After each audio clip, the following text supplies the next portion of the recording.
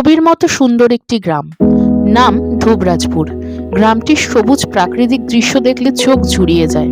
ছায়ায় ঘেরা গ্রাম, আঁকাবাঁকা মেঠো পথ, বয়ে চলা নদী, সবকিছুই কত প্রাকৃতিক।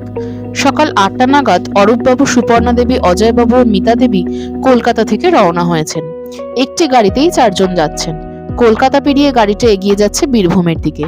রাস্তায় একটি খাবারের দোকান থেকে ব্রেকফাস্ট সেরে নেন ওনারা। Hello everyone, welcome to my channel adventure of stories. আজও ভালোবাসি ডিস্টেন্স অফ লাভ এপিসোড 6 শুরু করলাম। তোমরা শুনতে থাকো।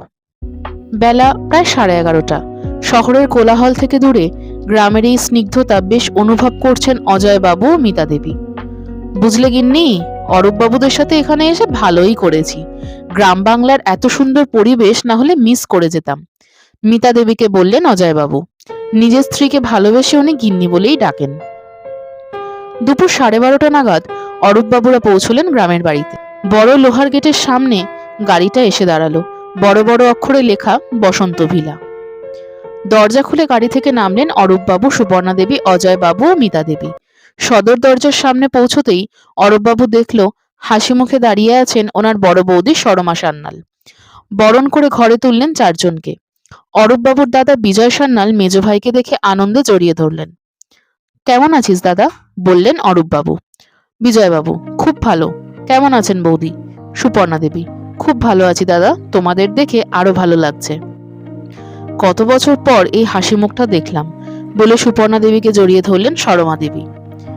অরূপবাবুর ছোট ভাই রতন সান্যাল, ওনার স্ত্রী অঞ্জনা সান্যাল পাশ থেকে বললেন, আমাকে তো কেউ দেখতেই পাচ্ছে না। সুপর্ণা দেবী: ছুটকিকে কি আমি ভুলতে পারি?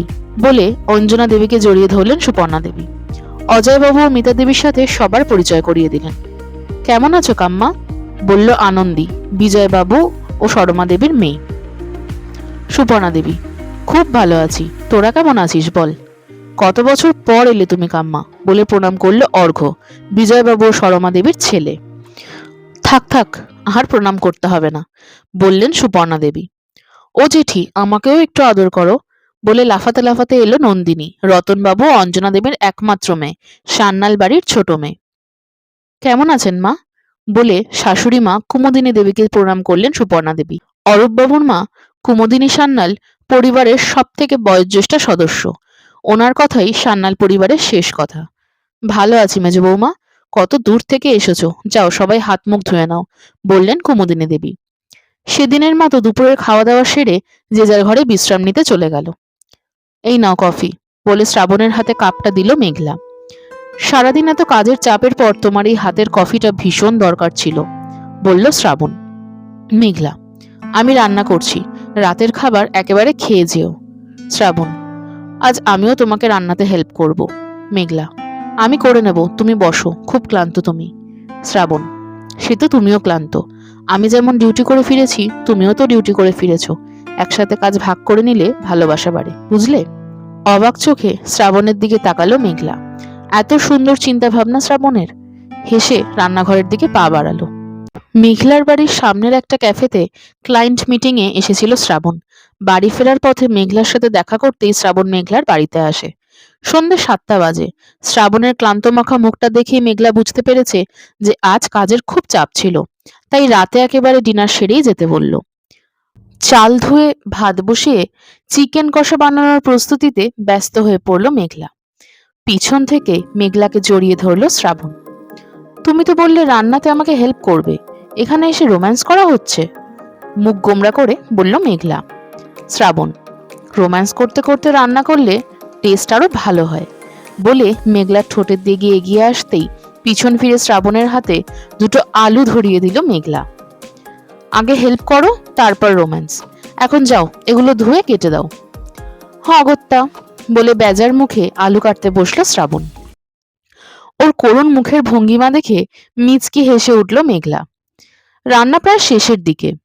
এক মনে কাজ করছে মেঘলা। গরমে বিন্দু বিন্দু ঘাম জমেছে মেঘলার মুখে।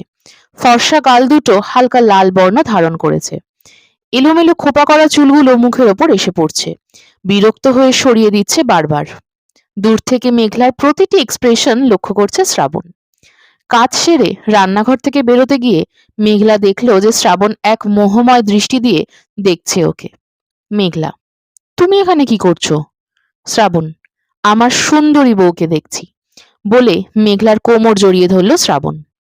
মেঘলা: আরে কি করছো, ছাড়ো, সারা গায়ে ঘাম, ইস, ফ্রেশ হতে দাও।